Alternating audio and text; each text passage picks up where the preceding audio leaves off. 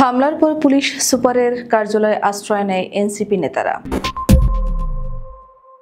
গোপালগঞ্জে এক ভয়াবহ সহিংস পরিস্থিতির মুখে জাতীয় নাগরিক পার্টি এনসিপির নেতারা বুধবার বিকেলে আশ্রয় নেন গোপালগঞ্জ জেলা পুলিশ সুপারের কার্যালয়ে।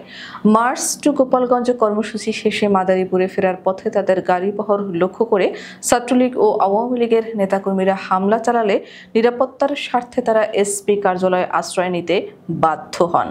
এনসিপির যুগ্ম সদস্য সচিব মুশফিকুস সালেহিন জানান, আমাদের গাড়িবহরের একটি অংশ মাদারীপুরের উদ্দেশ্যে রওনা হয়েছিল। পথে তাদের উপর হামলার আশঙ্কা দেখা দেয়। গাড়িবহরের অপর অংশ আওয়ামী লীগ ও নিষিদ্ধ ঘোষিত ছাত্রলীগের হামলার মুখে পড়ে, যার ফলে সেটি আর এগোতে পারেনি। সেই পরিস্থিতিতে আমরা নিরাপত্তার কারণে এসপি অফিসে আশ্রয় নিয়েছি।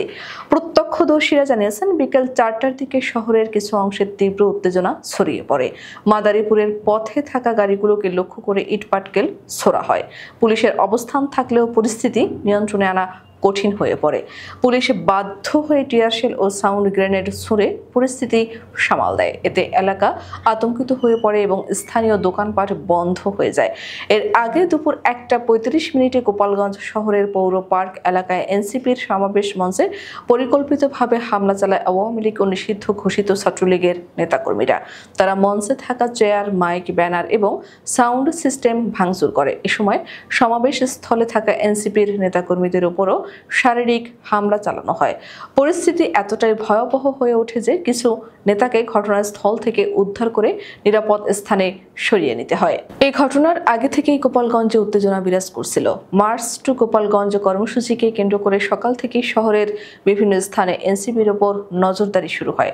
শহরের গান্ধিয়াসুর এলাকায় উপজেলা নির্বাহী কর্মকর্তা গাড়িবহরে হামলার পাশাপাশি পুলিশ সদস্যদের গাড়িও ভাঙচুর ও অগ্নিসংযোগের শিকার হয়। এ ঘটনায় ছাত্রলীগ ও আওয়ামী লীগের অন্তত 7 জন নেতাকর্মীকে আটক করেছে পুলিশ। তবে বিশ্লেষকরা বলছেন, পুরো ঘটনা পরিকল্পিত ছিল।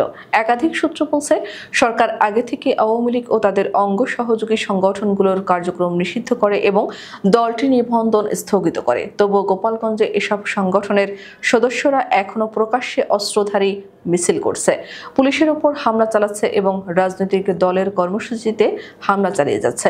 রাজনৈতিক বিশ্লেষকদের মতে, গোপালগঞ্জে এ ধরনের সহিংসতা দেশের রাজনৈতিক বাস্তবতায় একটি অশনি সংকেত। যেখানে প্রশাসনের চোখের সামনে একটি নিষিদ্ধ সংগঠন পুলিশের ওপর হামলা চালাতে পারে, সেখানে গণতন্ত্র ও নাগরিক নিরাপত্তা প্রশ্নবিদ্ধ হয়ে পড়ে। এনসিপি নেতারা পরে সেনাবাহিনী ও পুলিশের সরাসরি পাহারায় গোপালগঞ্জ ত্যাগ করেন। তাদের মতে, প্রশাসন যদি সঠিকভাবে দায়িত্ব পালন করত, তাহলে এমন পরিস্থিতি সৃষ্টি হতো না। এ ঘটনার সুষ্ঠু তদন্ত ও দোষীদের দৃষ্টান্তমূলক শাস্তির দাবি জানিয়েছেন তারা।